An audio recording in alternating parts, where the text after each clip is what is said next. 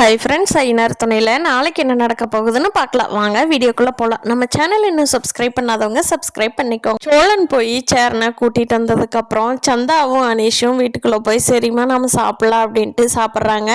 அப்போ சந்தா சொல்கிறாங்க, பாருங்கன்னா எவ்வளோ பாசம் அண்ணா மேலே தம்பிக்கு எப்படி கட்டி பிடிச்சி அழுகிறாங்க. இச்சே நல்லா குடும்பம்ல ரொம்ப நல்லவங்களா இருக்காங்கல்ல அப்படிங்கிறாங்க. அனீஷ் சொல்கிறாரு, சேரன் பையா அவ்வளோ நல்லவருமா, அவர் தம்பிங்கன்னா உயிரையே கொடுப்பாரு, அதனால தான் அவருக்கு ஒன்று எல்லாரும் கதறி போய் கூட்டிகிட்டு போகிறாங்க அப்படிங்கிறாங்க.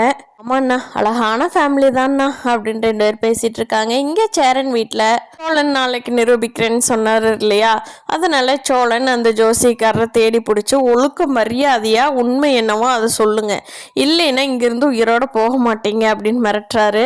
சேரன் சொல்கிறாரு, டே வேண்டாண்டா விடுடா, எப்படியோ இருந்துட்டு போயிட்டு போகுது, அதனால வேண்டாண்டா அப்படிங்கிறாரு. அன்னைக்கு என்ன நடந்தது உண்மை தான் சொன்னீங்களா, இப்போ சொல்ல போகிறீங்களா இல்லையா அப்படின்னு சொல்லி சேரன் கேட்குறாரு. அதுக்கு ஜோசிக்காரர் சொல்கிறாரு, தம்பி ஆமாம் தம்பி, வீட்டுக்கு வந்த உடனே பொண்ணு வீட்டுக்காரங்க இந்த வீடு வேண்டான்னு சொல்லிருங்க, எங்களுக்கு கொஞ்சம் கம்ஃபர்டபுளாக இல்லை, எங்கள் வீட்டு பொண்ணு இங்கெல்லாம் இருக்காது அப்படின்னு சொன்னாங்க, அதனால தான் தம்பி உங்கள் அண்ணா ஜாதகத்தை பற்றி நான் அப்படி சொல்லிட்டு போனேன்.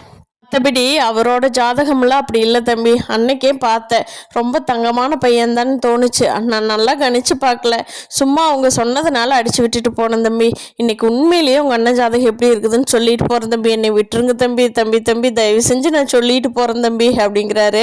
சரி சொல்லுங்கள் எங்கள் அண்ணா ஜாதகம் எப்படி இருக்குதுன்னு சொல்லிட்டு கேட்குறாரு.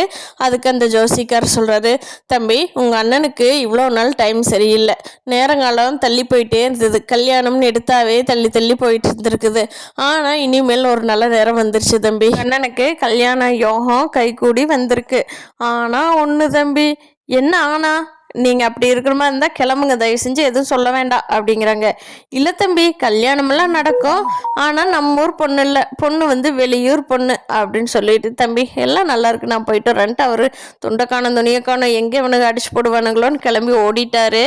அதுக்கப்புறம் தான் சோழனும் பாண்டியும் பேசிக்கிறாங்க. ஏண்டா வெளியூர் பொண்ணுனா ஒருவேளை சந்தாவா இருக்குமாடோ, ஐயோ தெரியலையேடா என்னன்னு தெரியலையே அப்படின்னு பாண்டியன் சொல்லிட்டு இருக்காரு. பார்க்கலாம் ஃப்ரெண்ட்ஸ் என்ன நடக்க போகுதுன்னு. இந்த வீடியோ பிடிச்சிருந்தா லைக் பண்ணிக்கோங்க, நீங்கள் என்ன நினைக்கிறீங்கன்னு கீழே கமெண்ட் பண்ணுங்கள். தேங்க்யூ.